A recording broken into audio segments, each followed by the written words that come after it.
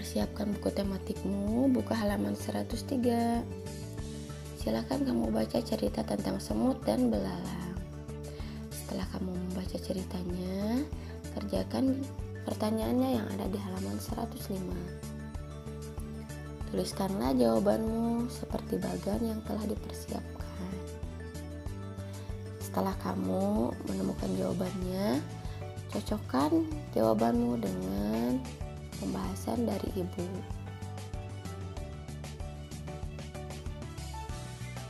Kemudian apa yang bisa kamu pelajari dari cerita tersebut? Silakan dikerjakan. Seorang pemimpin harus tahu kelebihan dan kekurangan dirinya. Semut mencontohkan kondisi dirinya yang tidak bisa bekerja di musim dingin. Nah, untuk mengatasinya, semut bekerja di musim panas agar mereka tidak kelaparan di musim dingin. Semut tahu kelebihan dan kekurangannya. Ia tidak sombong. Nilai-nilai itulah yang harus dimiliki oleh seorang pemimpin. Di sini ada kegiatan yang membutuhkan gotong royong di sekolah. Ada di halaman 107. Seperti piket kelas, kemudian alasannya. Piket kelas adalah tanggung jawab bersama. Jadi jika dikerjakan bersama akan cepat selesai. Kemudian persiapan upacara bendera. Upacara adalah kegiatan yang dilaksanakan secara berkelompok. 3. Mengerjakan tugas kelompok. 3. Tugas kelompok dapat melatih kerjasama antar kelompok. 4. Penggalangan dana korban bencana. Dengan bekerja sama, maka penggalangan dana akan lebih efektif. Kemudian menjaga kebersihan, ketertiban, dan keindahan lingkungan sekolah. Yang kelima alasannya yaitu pekerjaan lebih cepat selesai dan kebersihan, ketertiban, keindahan lingkungan sekolah akan tercapai. Itu dia yang ada di halaman 107. Tahukah kalian tentang koperasi? Bagaimana orang-orang di dalamnya bekerja dan apa manfaatnya bagi para anggotanya? Mari kita pelajari di halaman 107. Materi Bahasa Indonesia. Kamu baca terlebih dahulu teks yang berjudul Sejahtera Bersama Koperasi. Setelah kamu membacanya, kemudian tuliskan pesan-pesan yang kamu temukan dalam teks tersebut mengenai koperasi yang ada di halaman 109. Silakan cocokkan jawabanmu dengan jawaban dari ibu. Kemudian materi IPA masih tentang perubahan pada masa pubertas. Tahap perkembangan dan pertumbuhan manusia umumnya terbagi menjadi dari mulai balita, kanak-kanak, remaja, dewasa, dan usia lanjut. Nah, pada masa remaja merupakan peralihan dari masa anak-anak menuju masa dewasa. Pada awal masa remaja, kita mengalami masa pubertas. Pada masa ini, terjadi perubahan pada tubuh, baik yang terlihat ataupun yang tidak. Ibu sudah menjelaskan ciri-ciri masa pubertas pada pertemuan sebelumnya.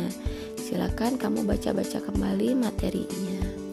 Kemudian hal-hal yang harus dilakukan untuk mempersiapkan masa pubertas juga sudah ibu jelaskan. Silakan baca kembali materinya.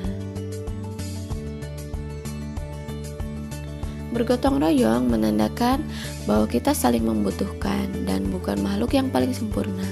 Siapkah kamu menjadi pemimpin yang dapat menghargai sesama? Bahasa Indonesia halaman 119 di sini kamu membaca teks pidato. Kemudian kita akan menemukan mana bagian pembukaan, inti, dan penutupnya. Bagian awal ini disebut dengan bagian pembukaan yang merupakan bagian berisikan kalimat sapaan terhadap pendengar. Kemudian paragraf selanjutnya 2, 3, dan 4 ini adalah bagian inti yang membicarakan tentang topik apa yang dibicarakan dalam pidato tersebut. Kemudian yang ketiga ini adalah bagian penutup. Nah, ini adalah bagian-bagian dari teks pidato yang ada di halaman 120. Kemudian pesan apa atau nilai-nilai Pancasila apa yang dapat diketahui? Yang pertama, Koperasi merupakan badan usaha yang bertujuan untuk mensejahterakan anggotanya berdasarkan atas asas kekeluargaan. Yang kedua, nilai-nilai Pancasila yang diterapkan oleh anggota koperasi tersebut. Sila yang ke-1 yaitu keanggotaan koperasi tanpa membeda-bedakan agama. Kemudian sila kedua, anggota koperasi mendapat perlakuan dan hak yang sama.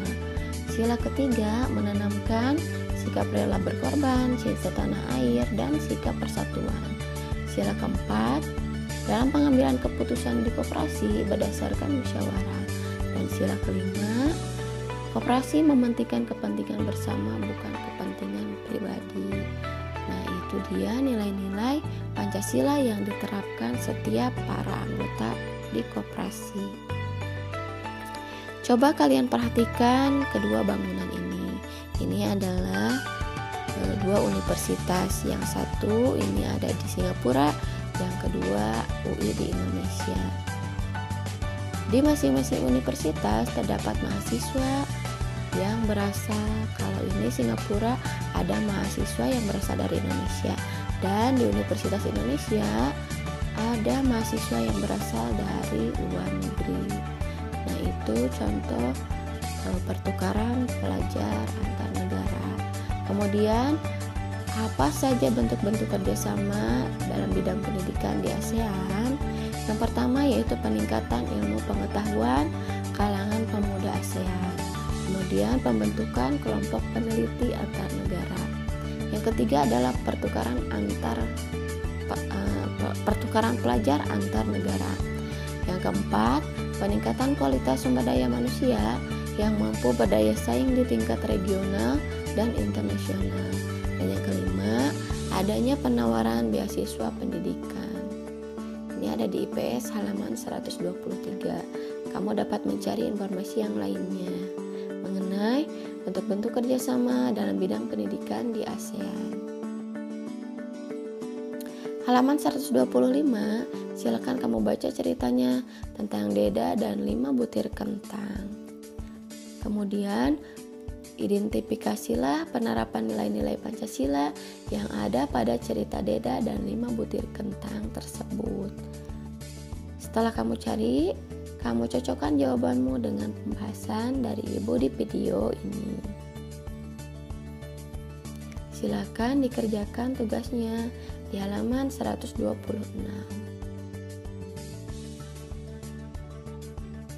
Memimpin diri sendiri saat melakukan kegiatan membutuhkan ketegasan dan keberanian. Bagaimana dengan kamu?